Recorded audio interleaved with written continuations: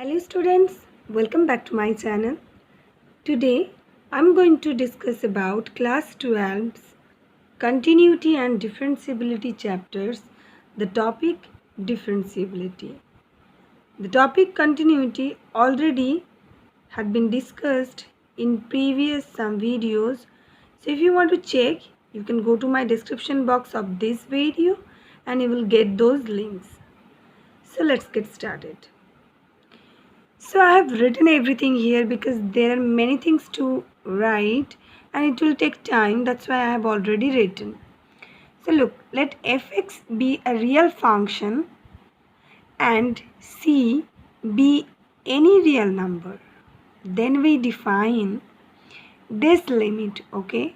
Limit h tends to 0, f of c plus h minus f of c divided by h. If it exists, obviously the limit must be existing, is called the right hand derivative. Okay, this is called right hand derivative of fx at x equals to c and is denoted by r f dash c.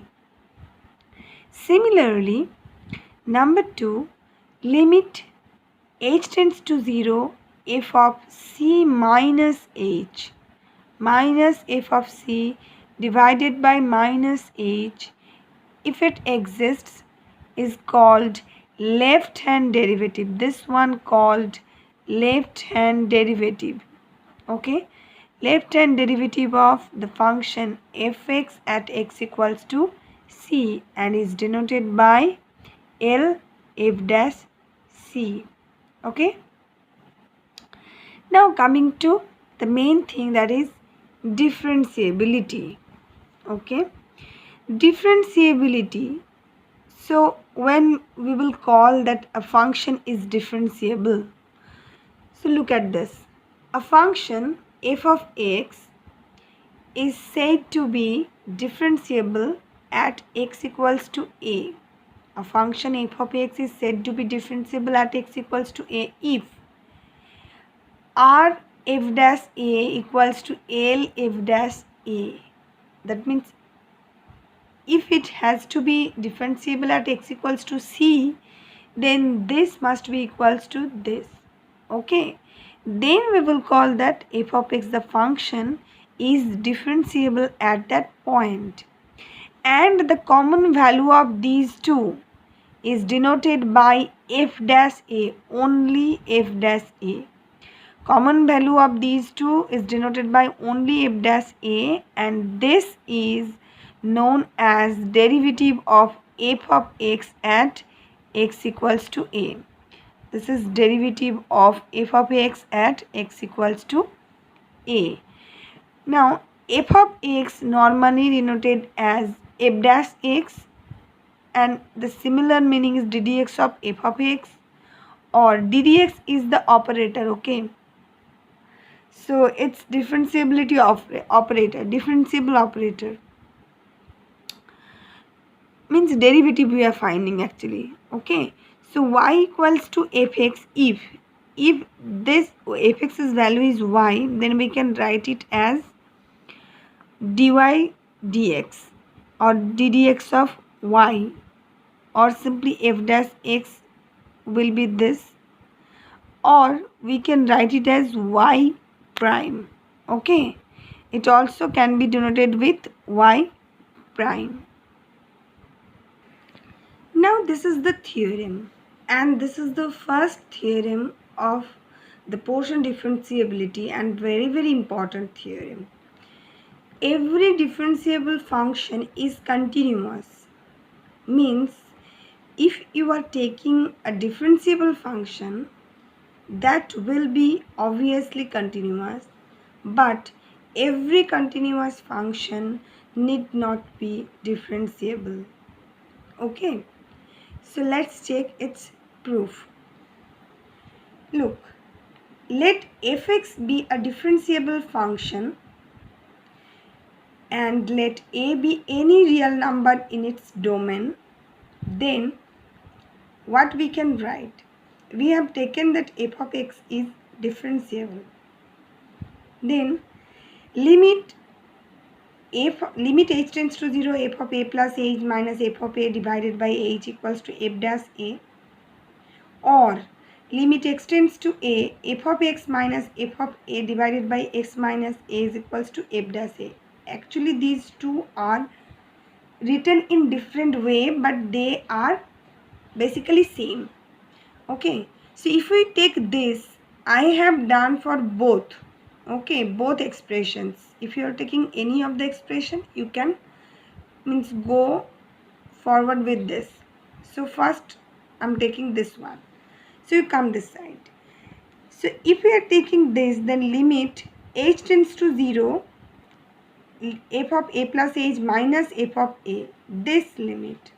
Okay, we are just multiplying h in the denominator and numerator with this. Okay, from this means it's not implies, means from here to here. Okay, it's not like that from this. Okay, so after this, this is the step. So h has been multiplied in the denominator and numerator. That equals to, we are just individualizing the limits, okay, with limit properties. So we have taken this portion as one limit, and for only h there is another limit. Now it is quite obvious this portion is 0 and this portion is f dash a. So f dash a into 0 will give us 0. Okay, if right hand side is 0 and we are breaking the limit in the left hand side, then we will be getting limit h tends to 0 f of a plus h equals to limit h tends to 0 f of a, like this. Now limit h tends to 0 f of a means only f of a, because it's a constant. So limit h tends to 0 f of a plus h equals to f of a, that means fx is continuous at x equals to a. This is the proof if you are taking this expression. But if you are taking this expression, then this is going to be the proof. And look at this now. Limit x tends to a, f of x minus f of a divided by x minus a equals to f dash a. For x not equals to a, we have, if we are not, suppose obviously x tends to a means x not equals to a. We have f of x minus f of a. This expression is being multiplied and divided by x minus a.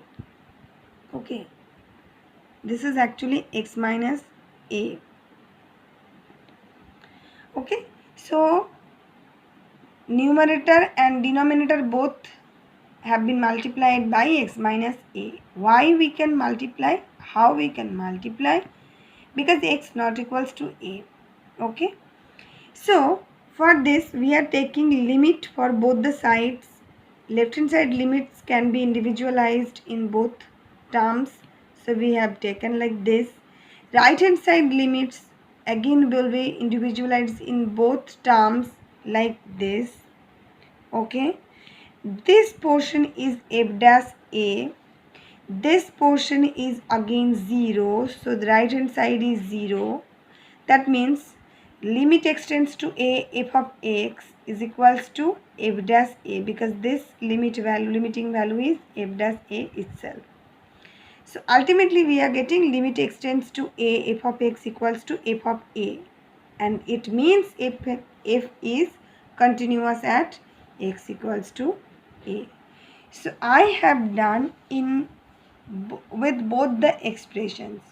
So whatever you like, you can go with. Okay, and this will be the proof process. Now for the converse part, let f of x equals to mod x at x equals to 0. So we are considering this function mod x at x equals to 0. We know that mod x is continuous at x equals to 0. Okay, now what we will take the left hand limit. So limit h tends to 0 minus f of 0 plus h minus f of 0 divided by h is equals to, actually it's limit h tends to 0 f of minus h minus, sorry, I have written wrong here, it will be minus, okay, because it's 0 minus, so it's f of 0 minus h minus f of 0 divided by minus h. This is left hand limit if you are writing this, okay, 0 minus h, then it will be f of minus h minus f of 0 divided by minus h. So ultimately we are getting it as a minus 1 actually. How we are getting minus 1? Because f of minus h is mod of minus h. Mod of minus h means h. So it's h and this one is 0. So we are writing it's 0 and limit h tends to 0 as it is divided by minus h. So it's h by minus h is minus 1. Right. It's minus 1. If we are taking its right hand limit, then it will be limit h tends to 0 f of 0 plus h minus f of 0 divided by h is equals to, actually limit h tends to 0 f of h minus f of 0 divided by h equals to limit h tends to 0 f of h means only h, right, h minus 0 divided by h. So ultimately it's 1. Now look, this is 1 and this is minus 1. So we can see that left hand limit and right hand limit, they both are different. As they both are different at x equals to 0, that means we can clearly say that the derivative means f of x is equals to f of x equals to mod of x is not differentiable at x equals to 0. Okay, as these two are not same, so we will say that f of x equals to mod of x is not differentiable at x equals to 0. Okay, so this is one of the counter example. For what? For a function which is continuous but not differentiable. Our next topic is differentiation. So what is differentiation? Differentiation is the process of finding derivative of a function. That is called differentiation. Okay, the process of finding derivative of a function is called differentiation. Sometimes we tell that if f dash x, this is read as differentiate fx. Suppose we are telling that find f dash x, in spite of writing find f dash x, we can tell that differentiate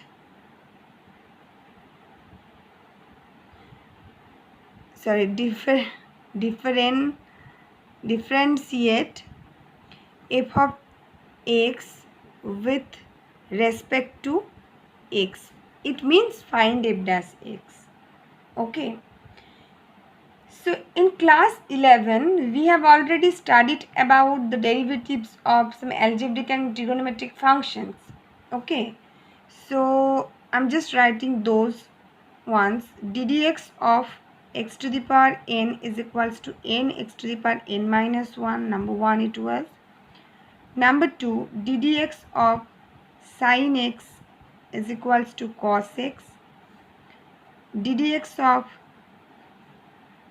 cos x equals to minus sin x. Then number 4, ddx of tan x is equals to sec square x. Number 5, ddx of cot x equals to minus cosec square x. Number 6, ddx of sec x equals to sec x tan x. And number 7, ddx of cosec x equals to minus cosec x cot x. Okay, so these 7, sorry, I have actually transferred to Roman, no problem with that. So it's number 1, number 2, number 3, number 4, number 5, number 6, number 7. So these all we have studied already in class 11. Okay, now there are some rules as a part of algebra of derivatives, so that we will be writing now. To some rules of differentiation, you can give the heading some rules of differentiation.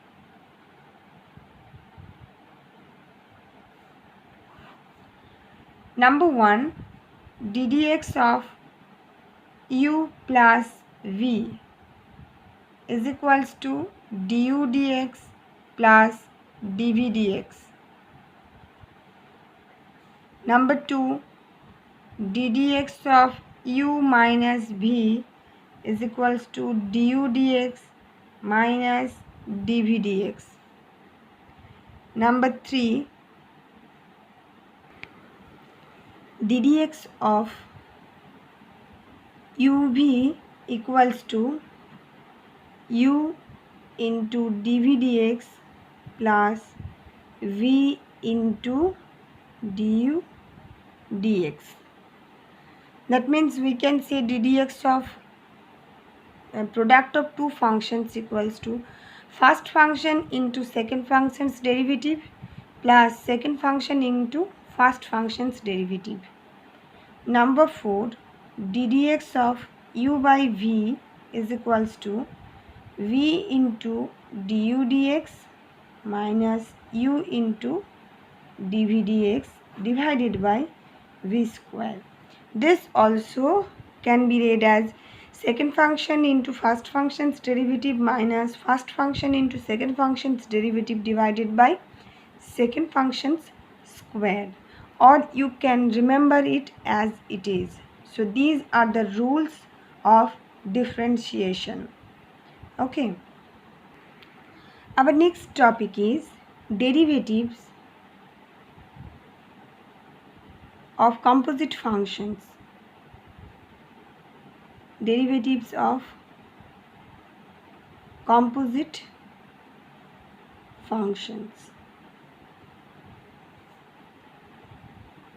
And there is a particular rule for finding derivatives of composite functions, and that's called chain rule. Okay, it's very simple. Its name is chain rule. Chain, the particular term chain itself tells that something is connected, right? Like chain, we all already we have seen different types of chains, but there are different blocks, different circular rings or something, but they are connected to each other, right? Like this. So number 1 chain rule I'm just writing because these will be the easiest way.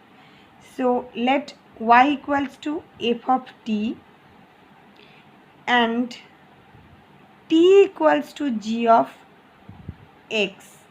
Okay, y equals to f of t and t equals to g of x, then dy dx. First this variable and the last variable, look, dy dx is equals to, there is the middle variable t, That means we have to find out dy dt, and then we have to find out dt dx, and if we are taking its reciprocal, we will be getting it as like this, dt dx. Okay, means dx dt. If we are just taking its reciprocal, then dx dt. So this one is the thing. Okay, this is the chain rule.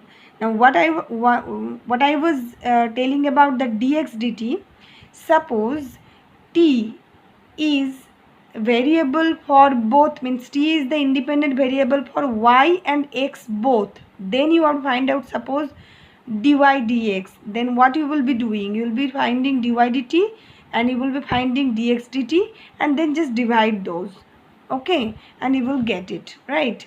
Means I'm telling that suppose y equals to f of t and x equals to g of t, then you are find out dy dt first and dx dt, then you just divide it. If dy dt divided by dx dt will be equals to dy dx, right? Okay, so this is the chain rule. Number 2, if we are taking 3, means here it's actually means one connectivity. So if we are taking two connectivity, suppose, then y equals to suppose f of t, t equals to g of u, and u equals to suppose h of x. Look, there are two connectivities, that is t and u. So then dy dx is equals to dy dt into dt du into du dx. Okay, so this is the chain rule, and this is the way of finding its derivatives.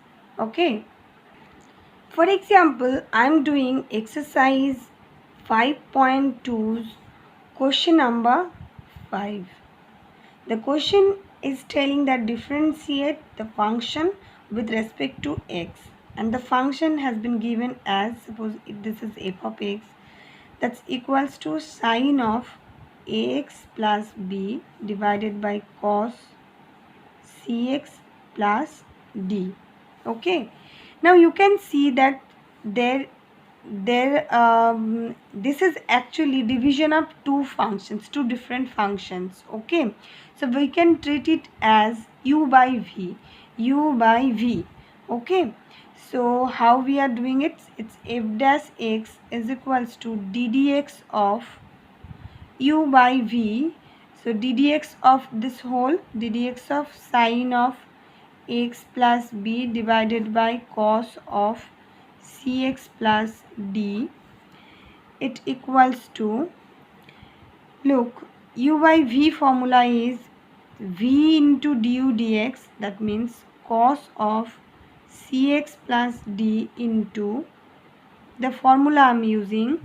So cos of cx plus d into ddx of sine of ax plus b minus sine of ax plus b into ddx of cos of cx plus d, right, divided by cos of, means cos square, actually cos square cx plus d, right? This is the formula of ddx of u by v. Now this equals to cos of cx plus d as it is, cos of cx plus d into, look, sine's differentiation is cos. So sine's differentiation is cos. Now we are applying chain rule, right? So sine's differentiation is cos. So we are writing that. Then we will be doing this. This is the whole function, that is a function of x. So we have to differentiate this also. So this, its differentiation, what it will be, its differentiation will be a, simple a, that means a. Okay, so again I'm telling, this will be as it is, this one to be applied, means here the chain rule to be applied. What will be the chain rule and how it will be applied? For sine, sine's derivative will be cos, So cos of x plus b as it is for sine, but there is a function inside sine that's derivative must be found and multiplied. That is the chain rule, right? So it's into a. Similarly, minus sine of ax plus b ddx of cos. Cos means actually minus sine. So that minus I am multiplying here. So it will be sine of cx plus d into c. Okay, because x's coefficient is c. So it's c divided by cos square cx plus d. Okay. Now if we simplify it, then we will be getting cos of cx plus d, and here it's cos square cx plus d. So 1 cos of cx plus d will be cancelled. So it can be written as a into cos of ax plus b into the denominator's cos will be sec cx plus d. This is for the first element divided by the denominator. Now for the second element, plus c into, for sine it will be as it is for this, because ax plus b, there is no term ax plus b here in the denominator. So sine of ax plus b will be as it is. Sine of cx plus d divided by 1 cos of cx plus d will be tan cx plus d, and another cos will be multiplied as sec of cx plus d. So this will be the simplified answer of this question. Okay, so f dash x. So this will be the answer, and this is the way of doing all these questions. So this is all about today's session, students. I hope now you can do all the questions related to the topics that we have discussed today. Okay, so exercise 5.2's other all rest of the questions can be done by you. Okay, so this will be your practice work. We will meet in the next session with any other topic. Till then, have a good day.